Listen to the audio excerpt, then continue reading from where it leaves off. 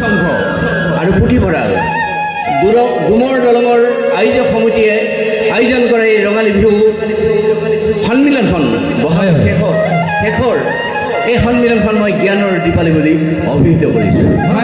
মই কেলে জ্ঞানৰ দীপাৱলী বুলি অভিহিত কৰিছোঁ জানানে ৰাইজ?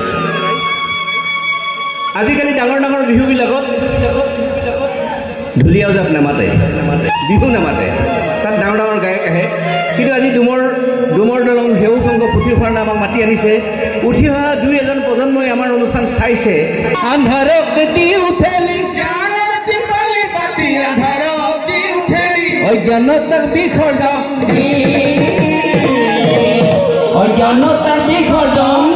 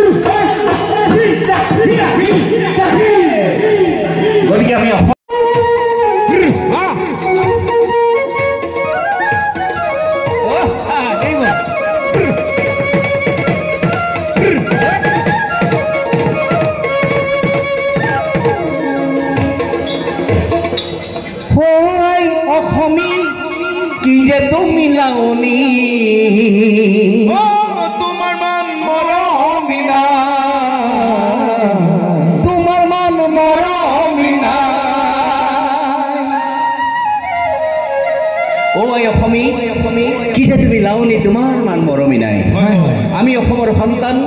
এই যে বজাইছো ঢোল, এইটো অসমৰ জাতীয় বাদ্য ঢোল। এইটো মহেন্দ্ৰ চুতীয়াৰ ঢোল নহয়, ইয়াত বহি থকা প্ৰত্যেকজন অসমীয়াই ঢোল বজাব জনাৰ যি অধিকাৰ, বজাব নজনাজনৰ একে অধিকাৰ। ঢোলৰ গৰাকী হ'ল অসমীয়া সমাজ, অসমীয়া ৰাইজ। আমি মাথো পৰিৱেশক মহাই যে ঢোল বজাইছিলে, মহাই যে আমাৰ মাজত নাই।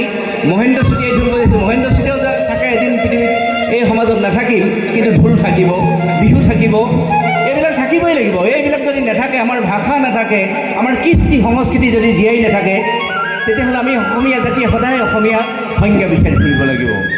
আৰু এইবিলাকৰ মাজতে চাগে আমি এদিন অসমীয়াৰ সংজ্ঞা বিচাৰি পাম। মাজে মাজে গাওঁ অসমী কি যে তুমি লাউনি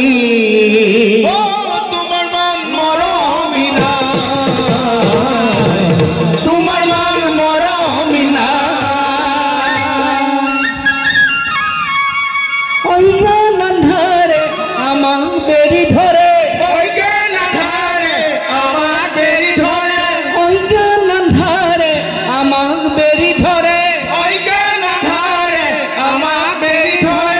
দয়া কৰা পোহৰ বিলাই দয়া কৰা পোহৰ বিলাই অসমী তুমি লাৱনী তোমাৰ মান মৰমী নাই তোমাৰ মান মৰমী নাই জ্ঞানৰ দীপালি পাতি আন্ধাৰক দি উঠেলি